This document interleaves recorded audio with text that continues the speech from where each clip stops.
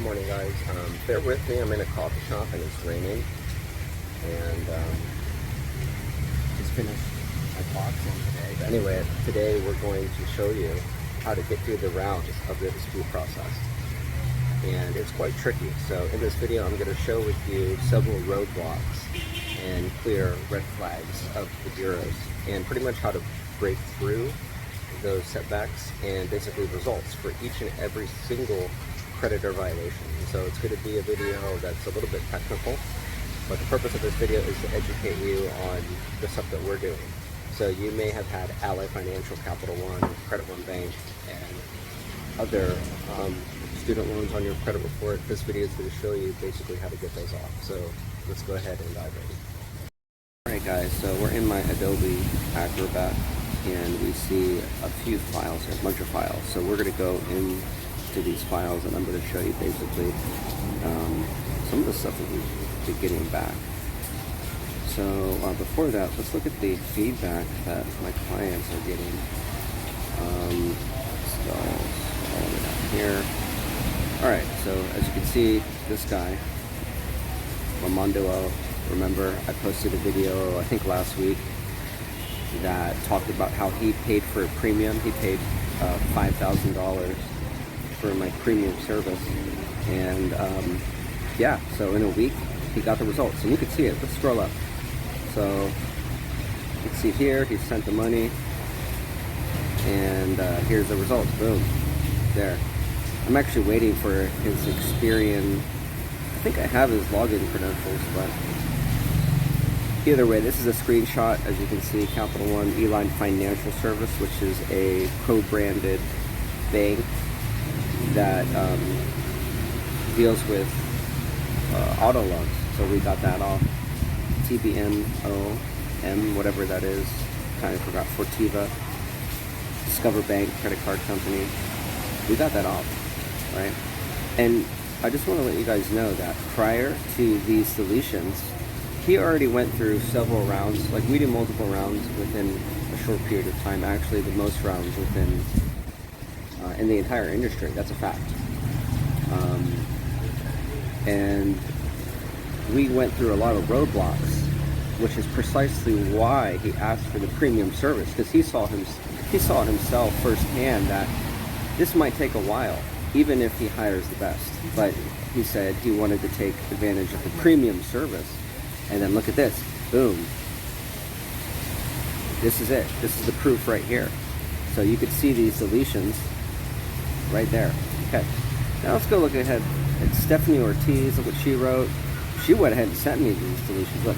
Happy New Year, Andre. Here is TransUnion that came in yesterday. Happy money was deleted. Thank you. Boom. So we got this off. This is the results. And then boom, right there. So let's go ahead and look at these files right now. Let's go ahead and look at TransUnion. And if you look at this, you're going to see, I want this one. Let's look at this one. Boom. Alright. So when you get these types of letters from the bureaus, pay attention closely to them. These 4 points right here are very important. Very important. It says, Dear Mr. So-and-so, we understand that recently something on your report did not seem right to you. So these are important things right here. We understand, or it says we understand something on your credit report doesn't seem right, and they want TransUnion to be accurate, but it's not. And then you see or. That's really ambiguous. Updated your credit report based upon the information provided, or like which one is it, and or? So that's kind of shaky right there. So let's go ahead and scroll down and then look. After you read all that nonsense, Capital One was deleted. We have another account with Capital One. All these inquiries were deleted. Boom. Deleted. Oh. Deleted. Okay, this is after they paid for the premium service. And then look at this Capital One account.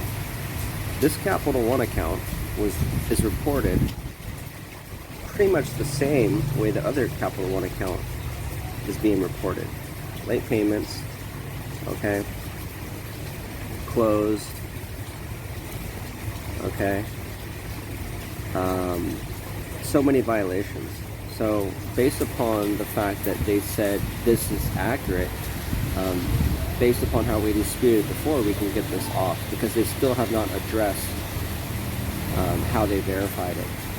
And so that's part of Fair Credit Reporting Act 1681, Section A.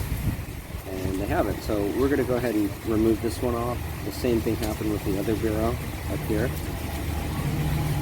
Capital One, as you can see, we got that one off right here. So we'll be able to get the other one off too. Let's see what this is. Oh, okay, look. So these are some results from, I think this is Experian. So if you see Experian right here, remains,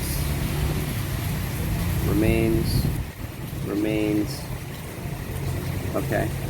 Well, if you look at all of these responses, they're the exact same. So let's go by this one. Let's go by each one, every single one of them. The company that reported the information has certified to Experian that the information is accurate. Okay, so this is really important, okay? So the problem with it, so when you get results back, you're going to have to find chinks in their armor. You're going to have to find the loopholes. You're going to have to find the violations within the responses. And so it's just like chess. So the further you play chess, you get your opponent to move, and when you get your opponent to move, you create openings for the attack. That's basically a strategy, applying strategy. It's a long-term game in tactics. So basically, if you look right here, the company that reported the information has certified. Okay, so there's a section in 1681/A that basically provides certain government, federal, and state statute compliance to basically for creditors to verify certain information. And so the key is to find those violations in the responses. You might say, well, that might take some time. Yeah, if you dispute by the mail. So if you were to ask me, how long did it take for Experian to send us this? It took less than 2 weeks. That's a lot of time in our world. For Lexington Law or CreditRepair.com or Sky Blue or Fortress Credit, what have you, there's monthly credit repair companies. If you were to get to this point, it may take 60 days. So we're looking at a 2-week lead time to 60-day lead time. If you were to ask me, can I get these results faster? Can I get this response faster? I sure can. But that's why people pay me a premium, because it does take some major skill set to do that. And it does take some intelligence.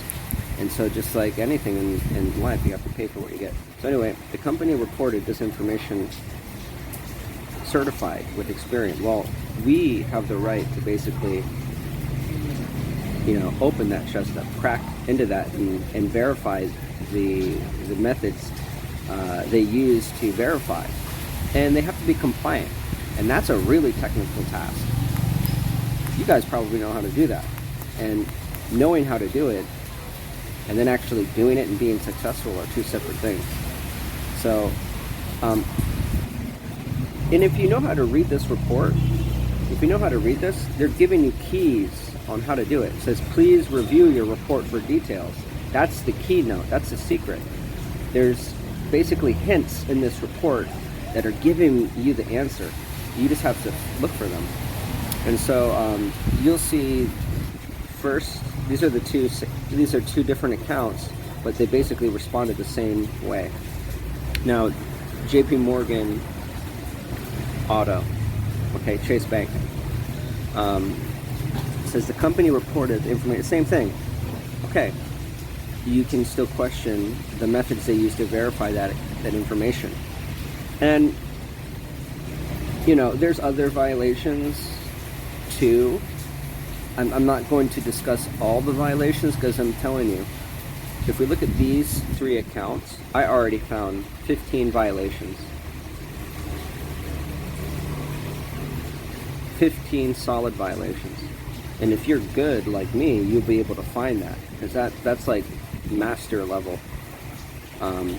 If you can't find 15, then you're definitely not on the level that I'm at. And so if you're not on the level, or the person that you hired is not on my level, then you definitely need to hire me if you want to get the result. Because the reason why you're not getting the result is because you're not doing it how I'm doing it. And the only way to get my results is to do it how I'm doing it. It's pretty logical, right? You can't do the same thing and expect different results. So let's look at First Premier Bank. And they responded the exact same way. And I'm telling you, so if you understand what's going on with the bureaucracy, with legislation and, you know, the Consumer Financial Protection Bureau, this and that, you realize that there was a recent lawsuit. I actually made a video about this on my channel, I think 2.5 weeks ago. Well, there was a $22 million class action lawsuit. And you might think, oh, $22 million is a lot of money. It's actually not.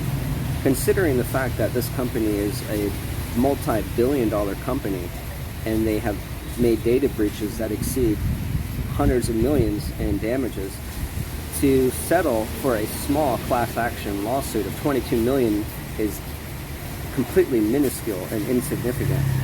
And so that would lead you to ask, how many more people have been through the same thing? Because I'm going to tell you right now, that may have been a class action lawsuit, but not everyone that suffered from those violations was included in that class action. And if you weren't in that class action, it's extremely difficult to get legal remedy or compensation. I posted a video about it earlier. I don't know if it's over your guys' head or not, but this is just to show you how audacious and how negligent the bureaus are being. They're flat out making violations, and the government can't really do anything about it. They have, but even the government is not perfect.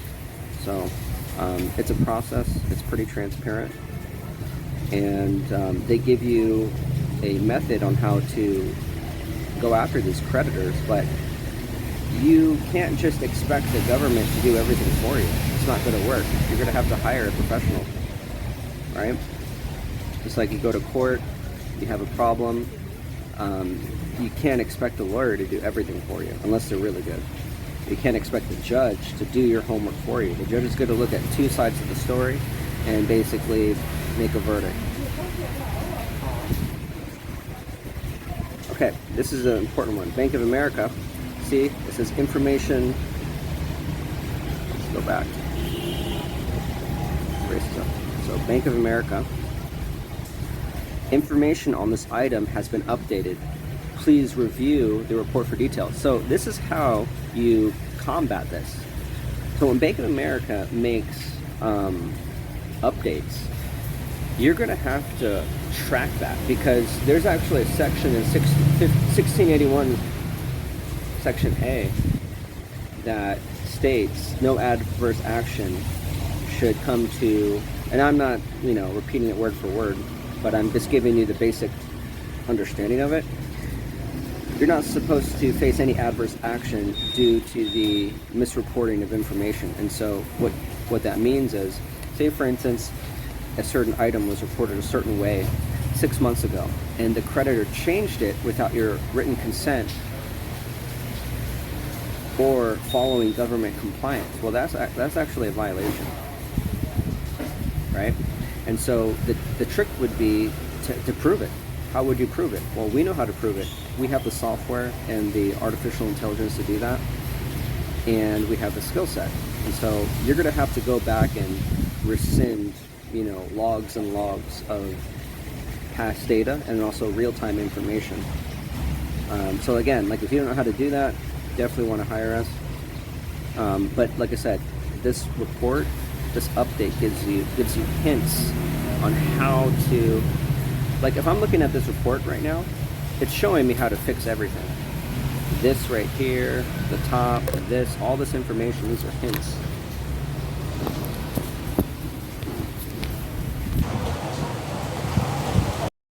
I had problems with my audio, So you're going to get the best of the audio from this point on, which is not the end of the world. It's actually good because we're still early in this video.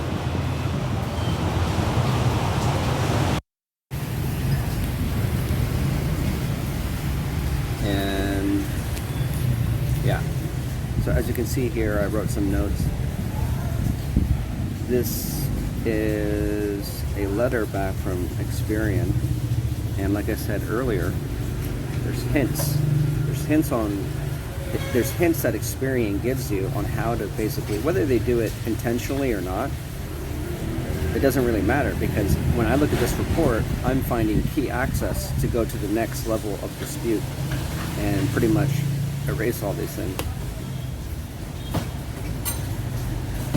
So Bank of America, as you see, there was updated information, and so to get this off, you would have to go back and be able to prove that in some point in time, the information they reported was changed, because they can't just sit there and change stuff just because they feel like it. And every time they make a change, there must be a reason, and it has to go through a verification process, a strict verification process, and a strict government compliance process. But like I said, the government is not going to do more work than it needs to, and if there is no complaint against the creditor, they're not going to sit there and investigate. They can't investigate without a complaint, which would mean you have to make the complaint or hire a lawyer to take care of it, right? Or hire someone to take care of it that knows how to go through this. And experience would teach you how to do this. So like I said, if you guys are lost at this point, you should definitely hire me. This person hired 3 other people. They didn't know what they're doing, and they're pretty reputable. Even reputable companies, they can't do this stuff at this level. And so I'm just trying to be transparent with you guys. So we have 1, 2, 3, 4, 5, 6, 7 more items here.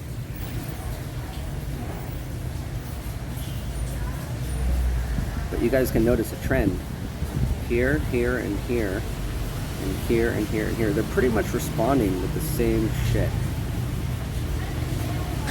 And if you audit and look at the recent class action lawsuit against Experian, well, you would find the people that were in that class action, they had the same exact complaints that this person, some of the creditors, the same responses. And this is just gross negligence from Experian, right?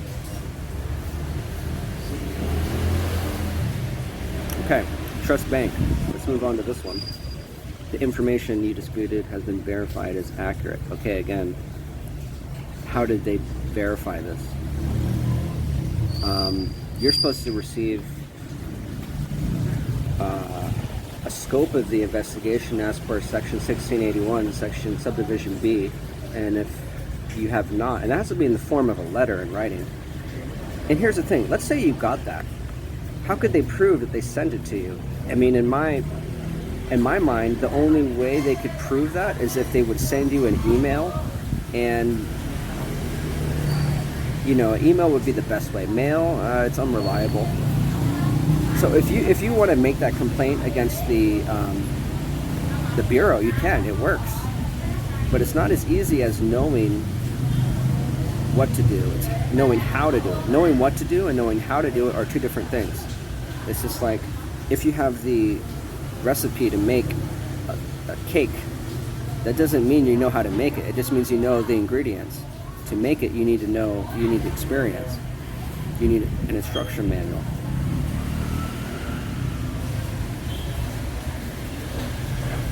Again, it gives you hints right here. Please review your credit report and details right there.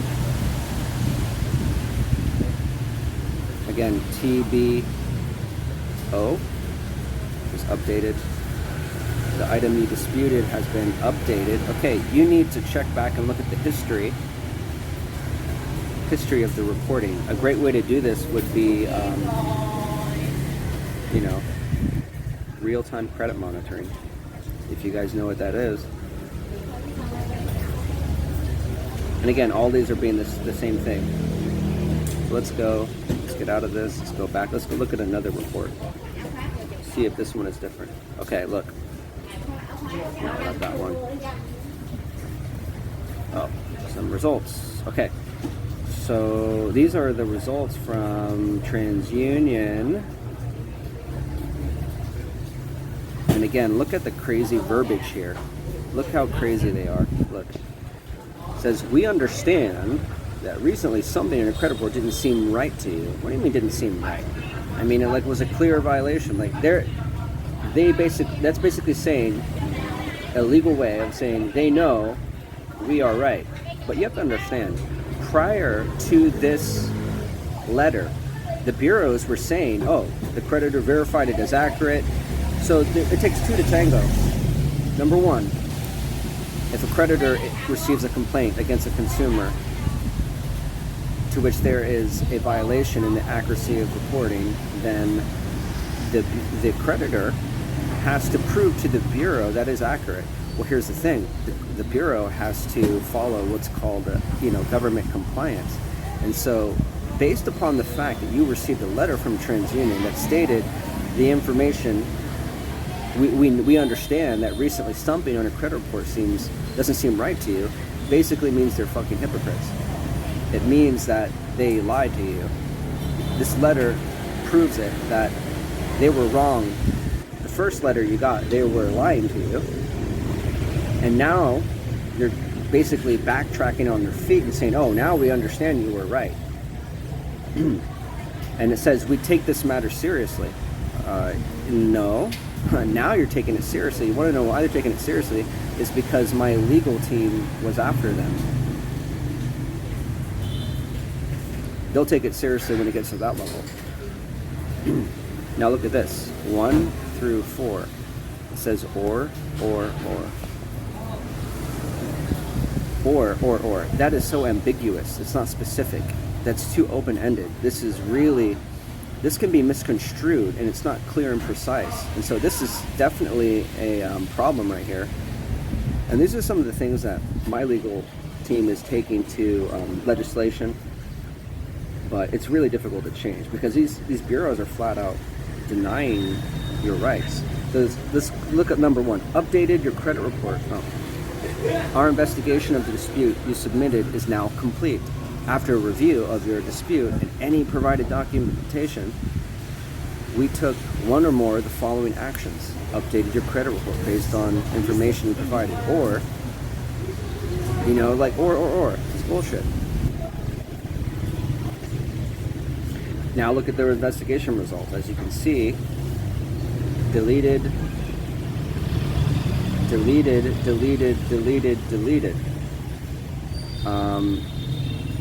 I mean, like, what do you guys want to see? Things not deleted? That's not going to happen. Ally Financial, BMW Financial, JP Morgan, Sophie Bank. These debts and liabilities all exceed over 100,000 USD. Okay, I was able to remove them off in 2 weeks.